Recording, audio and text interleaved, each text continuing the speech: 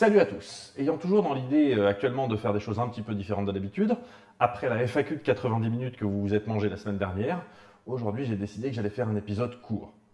Mais genre très court. Pourtant avec cette vidéo, je vais faire un genre de pari, un pari un peu étrange. Je parie que dans 5, 10 ou 15 ans, la plupart d'entre vous auront quasiment oublié la chaîne YPenser ainsi que la quasi-totalité de ces vidéos, ce qui est parfaitement normal. Mais le contenu de cette vidéo, celui-là, vous l'aurez encore bien en tête. Il sera ancré jusqu'à devenir un automatisme. Vous vous rappelez, on en a parlé des automatismes dans la vidéo, 10 choses que votre cerveau sait faire sans y penser. Je vous la mets là. Du coup, et sans plus attendre, la proposition que je vous fais est la suivante. Vous ne savez pas correctement lasser vos chaussures.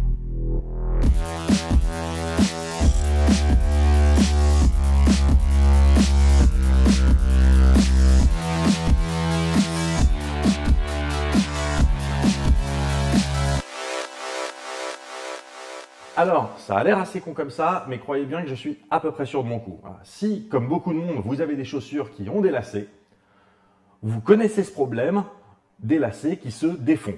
On a tous notre solution au problème. Il y en a ce qu'ils vont faire, c'est qu'ils vont ultra serrer le nœud. Il y en a, ils vont faire un double nœud. Il y en a, ils vont planquer les lacets dans la chaussure.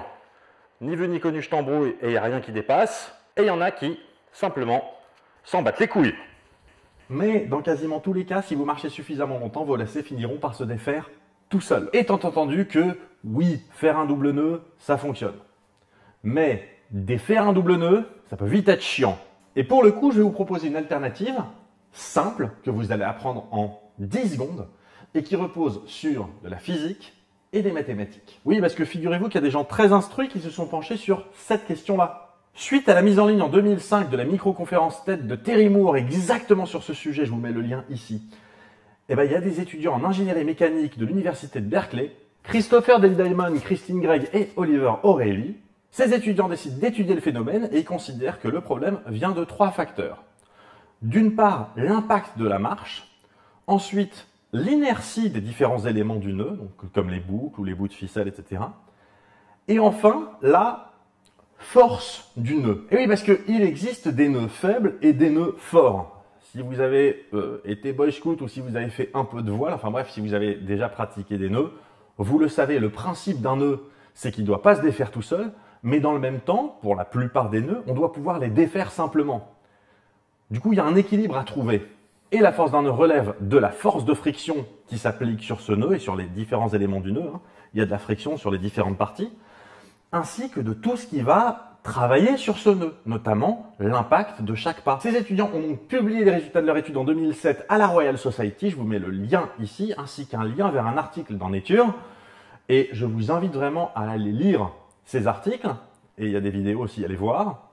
D'abord parce que ça se lit hyper bien. Et c'est hyper intéressant. Oui, parce que comme je vous l'ai dit, je veux que cette vidéo soit courte et qu'elle vous soit utile. Donc je ne vais pas rentrer dans moult détails techniques. On va directement passer à la démonstration.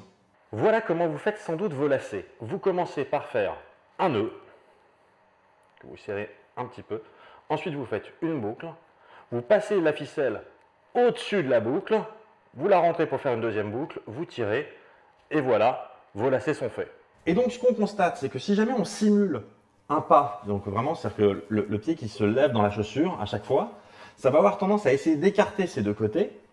Ce qui fait qu'au final, on va se retrouver avec un nœud, vous voyez, qui est aligné dans le sens de la longueur de la chaussure. Et ça, c'est le signe que le nœud est faible. Ça veut dire qu'à chaque pas qu'on va faire, le nœud va de plus en plus chercher naturellement à se défaire. Si maintenant vous décidez de lasser correctement vos chaussures, vous allez voir, ça va quasiment être la même chose. Vous commencez par faire un premier nœud. Donc jusque-là, c'est la même chose. Vous faites votre boucle. Et là, l'autre ficelle, au lieu de le passer au-dessus de la boucle, vous le passez en dessous de la boucle, puis vous le passez à l'intérieur pour faire une boucle, vous tirez, et vos lacets sont faits. Là, en revanche, lorsqu'on va simuler un pas, pareil, en écartant les pans, vous voyez que le nœud reste bien aligné dans le sens de la largeur de la chaussure. Signe qu'en fait, à chaque pas, le nœud se renforce. C'est-à-dire que le nœud ne peut pas se défaire, il se renforce à chaque pas que vous faites. Et attention, on est toujours sur un nœud qui se défait aussi simplement que le nœud classique que vous avez l'habitude de faire. Ça va vous sembler bizarre au début, vous n'allez pas être à l'aise, mais je vous garantis qu'au bout de quelques jours à peine, vous n'y penserez même plus. Et les problèmes de lacets qui se défont feront partie du passé. Et si vous vous posez la question de « mais attends Bruce, si ce nœud est tellement supérieur à l'autre, pourquoi c'est pas celui-là qu'on enseigne aux gamins ?»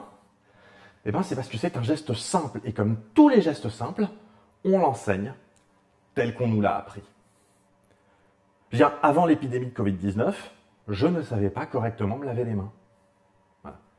Je me lavais les mains comme on m'avait montré quand j'étais petit ou comme j'ai vu, enfin voilà, je me lavais les mains bien, mais pas correctement. Et c'est valable aussi pour le brossage de dents, c'est valable pour tous les gestes simples.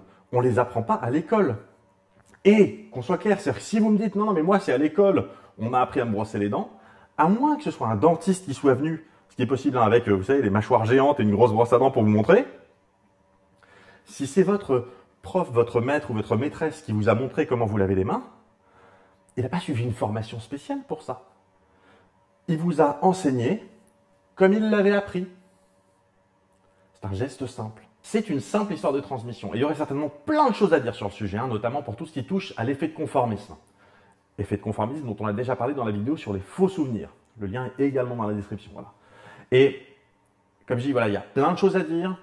Et j'ai vraiment plein de trucs à raconter sur le sujet, mais ça, ce sera pour une prochaine fois. Merci à toutes et à tous d'avoir suivi cet épisode. J'espère qu'il vous a plu. Si c'est le cas, je vous invite bien sûr à le liker, le partager, le commenter, le partager surtout sur vos réseaux sociaux, c'est important. Si vous avez envie de soutenir la chaîne, il y a mon Tipeee qui est par là.